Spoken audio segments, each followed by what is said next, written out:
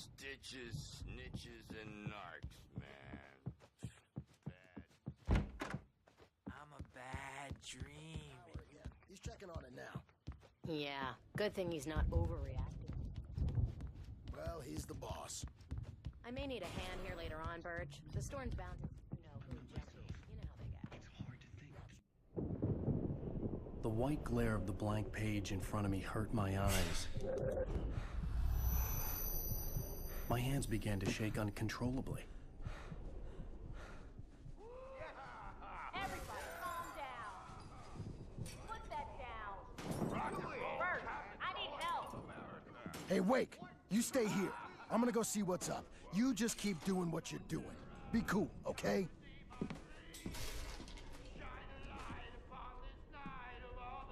I didn't know what the chaos was all about, but it could be my only chance of getting out of here. Where the hell did he get a damn hammer? I don't know. Hartman had mentioned that the power had been acting up. Maybe that was the reason for the generator and the work light on the balcony. The generator hadn't been activated, and there was no key.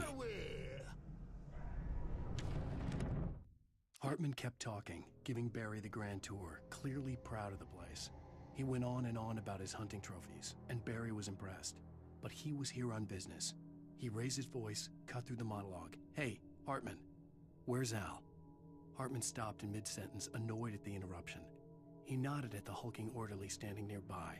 The man smiled and clapped a practiced hand on Barry's shoulder. Well, things are unraveling fast, aren't they?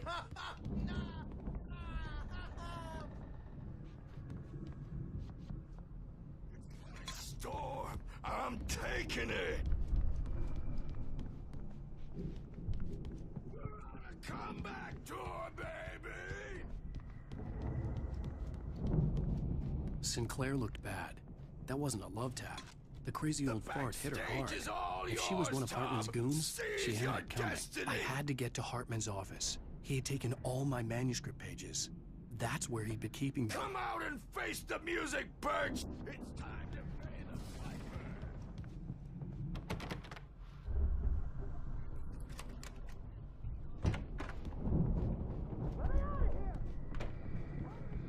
The markings on the tape said they were recordings Hartman had made of the sessions with his patients. I saw Alice's name on one of them. For a moment, I couldn't breathe right. He's more and more out of control all the time. The parties, he's so angry all the time. He's getting violent, Do you mean with you? No, not with me. No, never.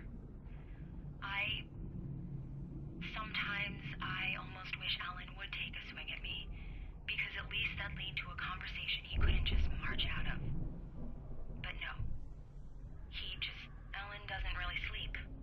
And the work, well, he's not writing at all. He sits there for hours and just gets more and more frustrated. And I can't talk to him. Yes. Tell me, Mrs. Wake.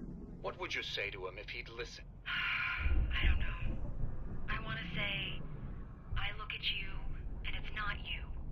Just some stranger who resembles you. Looking out from behind your eyes, and I don't like that guy much.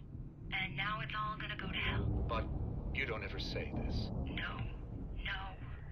I've tried, but he's not listening. He's too deep in his own problems, always going on about something else. I'm so afraid I'm gonna lose him, and we're not even talking anymore. He doesn't let me in anymore. He just keeps me in the dark. I'm so alone here, even when he's home. Please help me, Doctor, because I'm at my wit's end. Well, if you can just get him here, I'll absolutely do my very best. Yeah, but Doctor, you need to be careful with him. He's not just going to listen to you and cooperate. He's the most stubborn man I've ever met. Well, I'll be sure to bear that in mind. Hearing her voice, what she was saying made me happy and sick and guilty all at once. Worst of all, I recognized the words. The phone call from her. It had been a cut-up of this. Just a recording. Hartman wasn't happy. Maude could see it in his eyes. He quickly lowered his own. He had made a mess of it, and he knew it. The shame of failure was hard to bear. He hadn't expected Wake to say he needed more time, and he blurted out 2 days, less than Wake had asked for to show him who was in charge. But that wasn't part of Hartman's plan.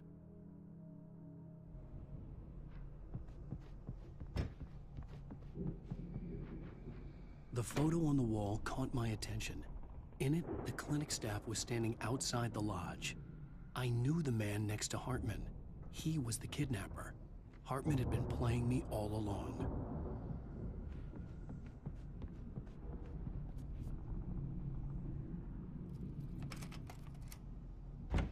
Barry? Ow! About time! Barry, man, am I glad to see you. We need to get to Hartman's office. It's right next door. You okay? Yeah. I mean, no! The cops found me at Rose's trailer, but they didn't hassle me too much. I'm obviously a victim in this, and I demanded to be treated as such. Or else I'd sue their asses. Speaking of asses, that vet gave me a real hard time, but I had no clue where you were. That guy's crazy, Al. But he let me go, and then I get a call from Hartman, that son of a bitch, who tells me you're here, and I should come pick you up, but when I got here, 2 goons clobbered me and stuck me in there. What's with the cutout? I stole it from the diner to piss off Rose.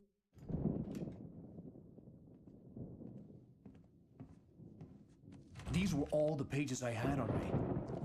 And more.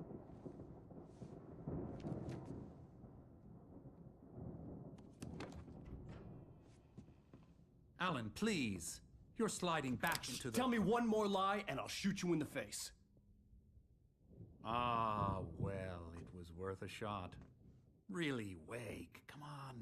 Let's work together on this. You have no idea... Hartman, shut up! Barry, get out of here. I'll catch up with you. Get a car. Oh, Al, let's just... Go! Wake, listen to me.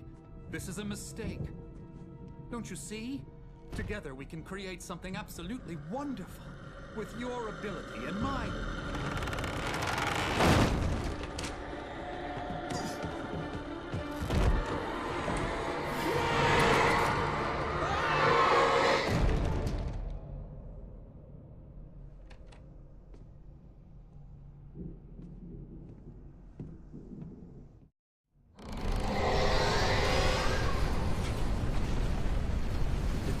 Would be on me in a moment. I had to find a way out.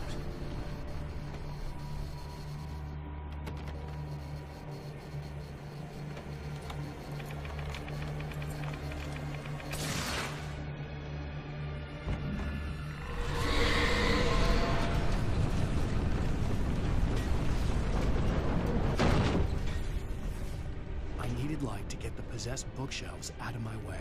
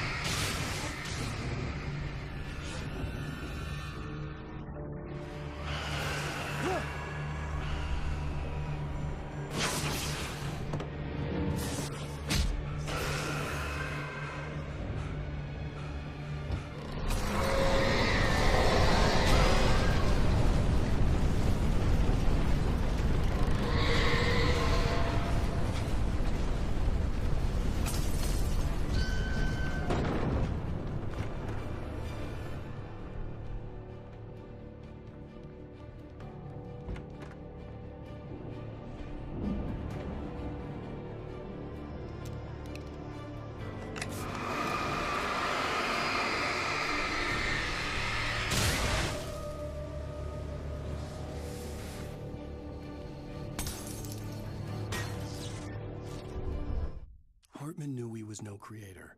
He had no ambitions on that front. And he certainly didn't want to end up like every artist he had worked with here, damaged in ways that were hard to describe, or worse. It was enough for Hartman to maintain creative control and provide direction, to be a producer. That was what most of these people were in need of anyway. Of course, suitable subjects were few and far in between.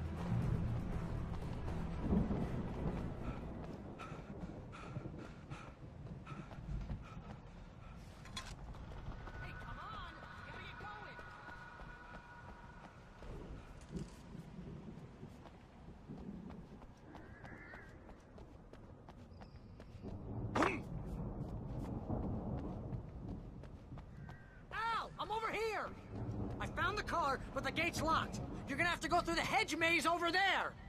Barry, I don't have a light. Take this, Al. Oh, God!